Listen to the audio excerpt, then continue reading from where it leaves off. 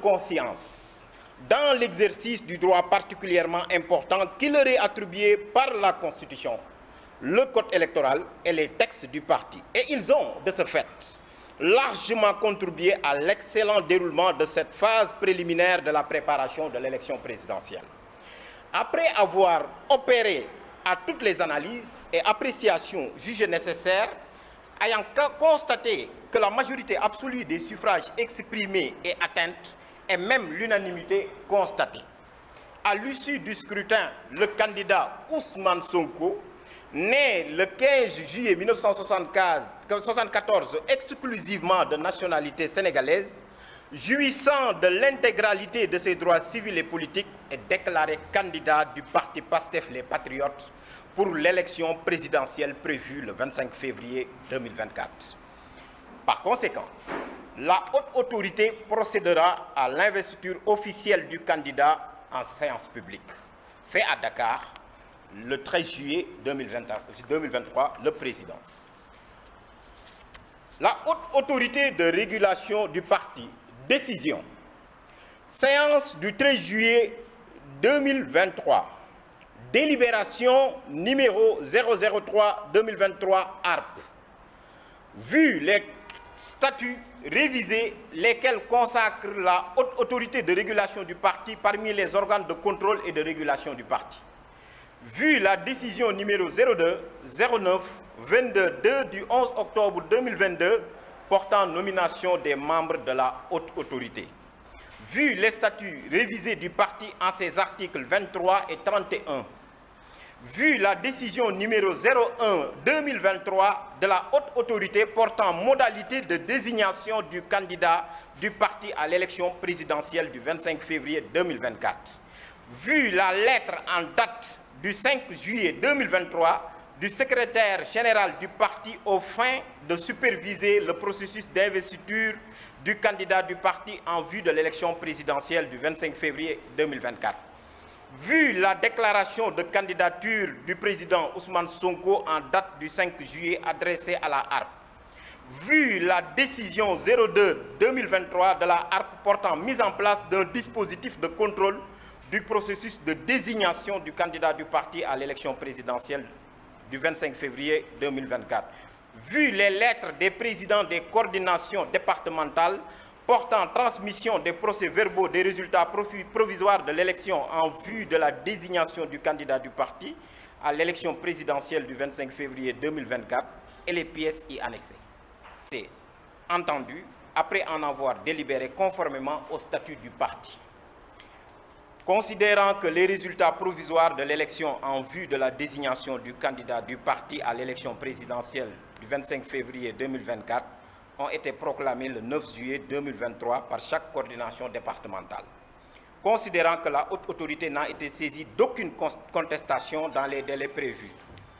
Considérant que l'examen des procès-verbaux transmis par les coordinations départementales ainsi que des pièces annexées ne relèvent d'aucune irrégularité de nature à altérer la sincérité du scrutin. Considérant qu'après toutes les vérifications nécessaires et la prise en compte des procès-verbaux des coordinations départementales non parvenus à la HARP lors de ces délibérations, les résultats du scrutin en vue de la désignation du candidat du parti à l'élection présidentielle du 25 février 2024 se présentent comme suit. Électeurs inscrits, 1606. Votants, 1606. Bulletin blanc, 0. Parce qu'il y avait un seul candidat, donc c'est normal. Bulletin nul, 0. Suffrage valablement exprimé, 1606. Majorité absolue, 804 voix. A obtenu le président Ousmane Sonko 1600 voix, soit 100% de l'électorat. Considérant que le candidat qui obtient la majorité absolue des suffrages exprimés par les coordinations départementales est désigné candidat du parti à l'élection présidentielle, considérant que le candidat Ousmane Sonko a recueilli la majorité absolue des suffrages exprimés, il y a lieu de le déclarer candidat désigné à l'élection présidentielle du 25 février 2024. En conséquence, la haute autorité décide Article 1er.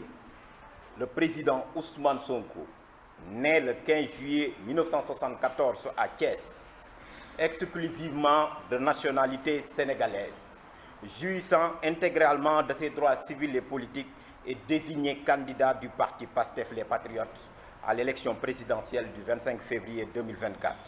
Article 2. Monsieur le Président Ousmane Sonko sera officiellement investi en séance publique. Article 3. La présente décision sera publiée par le secrétariat général du parti. Cette délibération est adoptée à l'unanimité des voix des membres composant la haute autorité. Membres en exercice 5, quorum 3, membres présents 5, Monsieur Mouhamadou Ngouda Mboup, président, Madame Fatima Sirassar, membre, Docteur Mamadou Salif Sané, membre, Monsieur Baye Niass, membre, Maître Ngagne Demba Touré, membre. Fait à Dakar le 13 juillet 2023. Le président de la haute autorité de régulation du parti, Mouhamadou Ngouda Mboup. Je vous remercie. Voilà, je peux le faire en wolof si vous voulez aussi. Waaw mbokk yi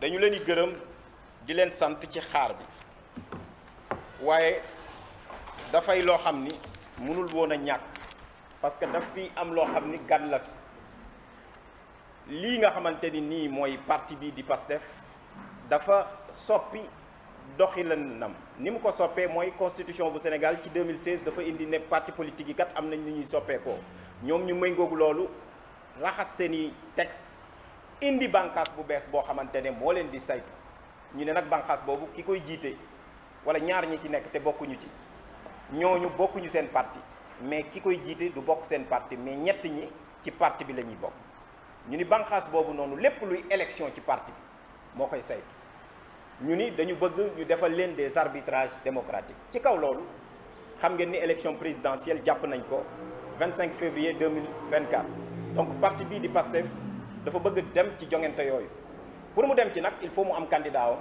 ci loolu nag dafa waroon a organiser ay élections te pour ñu organiser élection boobu noonu kenn rek moo ko mun a saytu muy la haute autorité moom rek moo mun a aussi joxe baat parce que bu décider bu dogalee ñëpp dañ ciy tënku ci loolu ci la ñu organiser élection bi ba mu jur lu mu jur ma bëgg leen koo tënkal bi ci njëkk mooy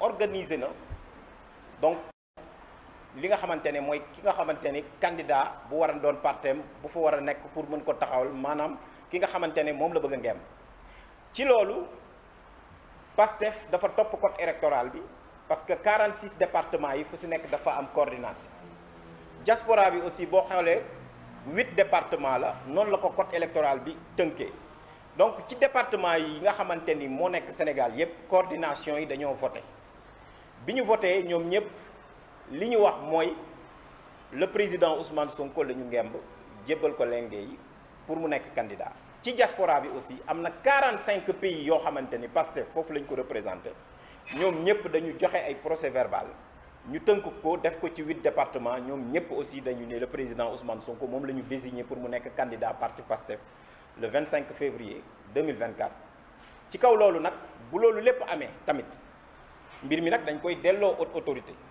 ci loolu haute autorité saytu ko bi mu ko saytoo li ñu gis kat mooy procès verbal yépp jox nañ ñu ko yi ñu jox ñu jot ko jël nañ ko ndaxte li ñu doon def dafa transparent ñi nga xam ni sax dañoo joxe procès verbal te dañu leen a joxoon date jox leen heure procès verbal bi ñu joxe nga xamante ni yegsiwul sax dañ ni mënuñu ko jël kon nga xamante ne haute autorité bi moom dafa indépendante de la direction du parti li mu yot ci suffrage moom lay càmbar xool